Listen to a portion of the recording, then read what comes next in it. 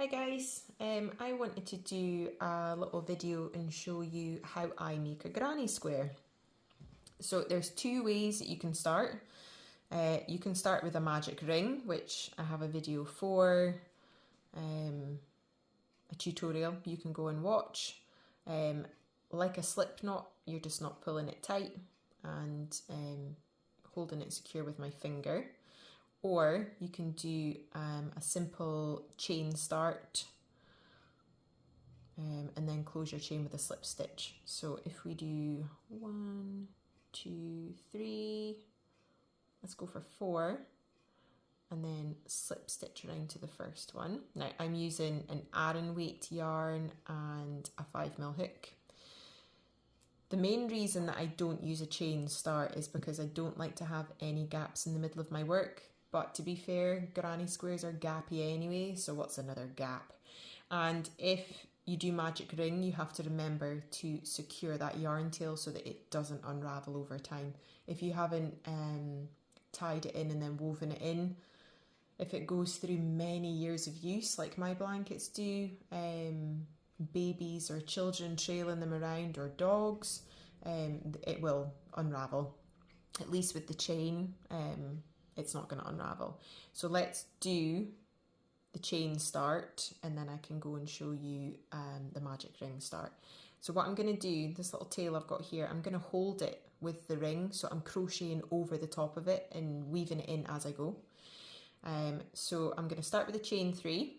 1, 2, 3. This is going to count as my first US double crochet, and I'm going to do a further 2 double crochets into the center of this ring. So I'm working around it and I'm locking it in as I go. So granny squares are traditionally clusters of 3 double crochets. So that is my first cluster done, because this counts as a double crochet. Then these 2 following after. I put 1 chain for my corner. Some people put 2, some put 3. It all depends on your tension. If you find that just 1 isn't enough, add another one and see how you get on. And then I'm going to work a further 3 double crochets for the next cluster. 1, 2, and 3. I'm going to chain 1 again. This is my next corner. And then I'm going to go 1, 2, and 3 for my next cluster. So I've got 3 clusters now. I've got 1 here, 1 here, and 1 here. So I need 1 more. You need 4 clusters in total, 4 corners creating the start of your square. So chain 1 for my corner, and then 3 more. 1, 2, and 3. And then I need my last corner, so chain 1, and then I'm going to slip stitch. So if I look at my first cluster, double crochet, and then I've got my chain 3. Your bars that sit on top of your stitches sit just back. So you've got your standing bar here, and then you've got your top of your stitch bars. They sit just to the back of the standing bars of your stitches. So I know that this one sitting back belongs to this one sitting back belongs to this one. So this one is my 3rd chain of my chain 3. I'm just going to push my hook in there and slip stitch to close. So mine looks a little bit curvy on the corners. It's a smooth, circly kind of square, but it does come to shape. The hole in the middle is not too big, and you can see your corners here. What I like to do with a granny square is flip my work for each round. I made a blanket many years ago where I didn't, and I did it in this really bright multicolored rainbow yarn. Possibly the yarn didn't help the situation, but I find it starts to twist. So like an optical illusion, like something you would look at and cross your eyes and look for a picture in, if you remember those illusion books. It just started to twist slightly. So I find if I flip each time. I don't have a front or back to my work because you're changing it each time, but it stops that twist. So what I would do is I would flip it over and I'm going to work a slip stitch into this first corner, and that just anchors me into that first corner to start again. This little tail is what we tucked in from the chain. You can weave it back along here for extra security and trim off any excess. I'm going to work 2 clusters into here to build the next corner. So I'm going to chain 3 again as my starter, and then I'm going to do another 2 to complete that cluster. 1. Let me get some more yarn. This is my workshop yarn, so it's been unravelled many times and then rewound up. 3. 1, 2, 3. Chain 1, and I'm going to work another 3 into the same corner space. 1, 2, 3. Now I'm going from corner to corner, so I'm not going to do any chains in the middle here. Again, patterns differ. If you find it's pulling too much, add a chain in the middle. But my tension, my technique, I find I don't need to. So I'm going to go straight over with no chains over to this corner and work 2 clusters into here as well. 2 and 3. Chain 1 for my corner. 1, 2, 3. Let's unravel some more of this yarn.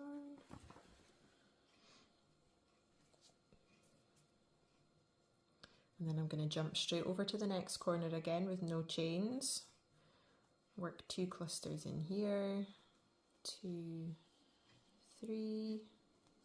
Chain 1. And then 1, 2, 3 into that corner. See how it's taking shape? I'm going to jump over to the next corner with no chain. 1, 2, 3. I'm flicking yarn everywhere. 1, 2, 3.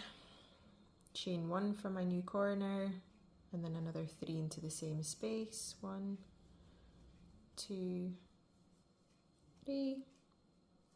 And then I'm going to jump straight over here and slip stitch into that starting chain 3. Poke in there, slip stitch to fasten it off. Okay, and then just fingers in the corners, just give it a wee stretch out. And if you stretch it out, you can see where it's taken shape. Oh, forget the right corner. Corner's there. And you can see your double crochet's clearer that way as well. This is where blocking boards come in handy. Not essential, but just a nice way of neatening everything up. And then onto the next round. I'm going to flip it over again. And I'm going to slip stitch into this space that's closest to my hook. Okay, slip stitch into there to anchor me in. Now I don't have just corners to work in anymore. I have got spaces in between as well, and this is what will happen as you grow each round. You can make your granny squares as little or as big as you like, depending on pattern, preference, whatever you're making. I'm going to chain 3 here. 1, 2, 3, 2 double crochets to create my 3 double crochet cluster. And I'm going to jump straight over to my corner with no chain and work 2 clusters into here. 1, 2, 3, chain 1 for my new corner. 1, 2, 3. Get some more yarn. And then I'm going to jump over to the space in the middle, no chains. 1, 2, 3, and then jump over to my corner and work 2 clusters in here. Chain 1 for my new corner. 1, 2, 3, and then jump to my next gap. So you're always crocheting into the gaps when you're doing a traditional granny square. I'll do a video for a solid granny square. Concept's slightly different, and still effective. You don't end up with a holy granny square, you end up with a solid one. Jump to the next corner. 1, 2, 3, chain 1 for my corner, and another 3 into here, and then I'm going to jump to my next gap, no chain, 1, 2, 3. This is why I prefer a center pull. I might show you a little video on that as well, of how to get a center pull out of a ball of yarn if it isn't already labelled. Some yarns have a little tab, it's very handy. And then jump to my last corner. 1, 2, 3, chain 1 for my new corner. 1, 2, 3. And then I'm going to slip stitch in the top of that chain 3 and finish that round. And there you go. I just find they're nice, neat and compact. There's no bagginess about it. Stretch it out, very satisfying to look at, nice and pretty. Okay, I could show you quickly how to change a colour if you wanted to.